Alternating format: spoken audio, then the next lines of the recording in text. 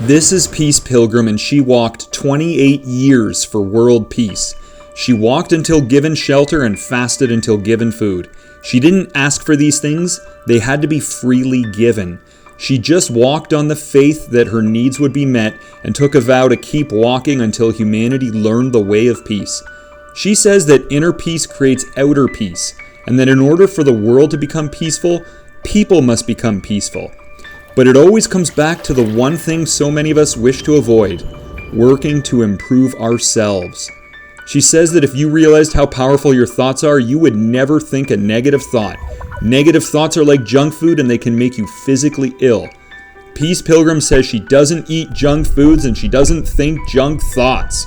Peace Pilgrim was one small person doing what she could to help the world, but even if you're just one small person, there are so many little things that could be done. Just like the birds, she'd migrate north in the summer and go south in the winter so there was more people outside to talk to. She survived bitter cold nights. When no shelter was available, sometimes she'd just walk all night long to stay warm. One of her favorite places to sleep was on a haystack on a clear night with the stars as her blanket. And although she was a pilgrim 28 years, she said she never felt lonely because she lived in the constant awareness of God's presence. She felt unnecessary possessions or unnecessary burdens, so she traveled light, carrying a map, comb, toothbrush, and pen. She says that when you have spiritual security, you don't feel the need for material security. She claims the spiritual life is the real life, and all else is illusion. She says the way to peace is to give up the part of us that gets frustrated when things don't go our way, and remind ourselves that all problems can be solved with the proper attitude. She taught that no problem ever comes to you that does not have a purpose in your life. Problems are wonderful opportunities for inner growth, and the greater the difficulty, the greater the opportunity for growth. One time she was thrown in prison for not having ID. She walked in with a big smile, excited to be of service in some way. She says that if you want to make friends, you have to be friendly. So she talked to her cellmates about inner peace. She helped them make peace with the jail guard they were quarreling with, and even got them to join her in singing songs. To top it all off, she smiled sweetly for her mugshot. She turned a bad thing into a good thing because she put first things first.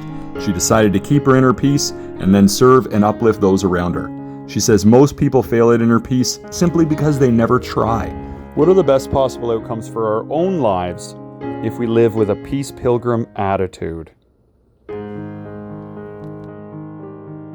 If we want peace in the world, we must realize that one of the causes of war is the popularity of the idea that hate is a good thing. Peace Pilgrim walked 28 years to promote world peace, and one of the things that concerned her was to see small children watching TV and seeing the hero shoot the villain. She says it teaches children to believe hating people and shooting them is heroic. Because the hero did it, it worked, and the hero was even celebrated for it. She hopes society will mature and show that if you want to be a hero, you have to help people instead. Think of the movie The Grinch, for example, and how the inhabitants of Whoville inspired the Grinch to have a heart change so that he wanted to be helpful instead of hateful.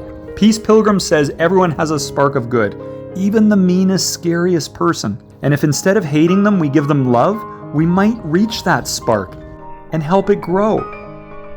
For peace in the world, hatred must be replaced by love, and fear must be replaced by the faith that love will prevail.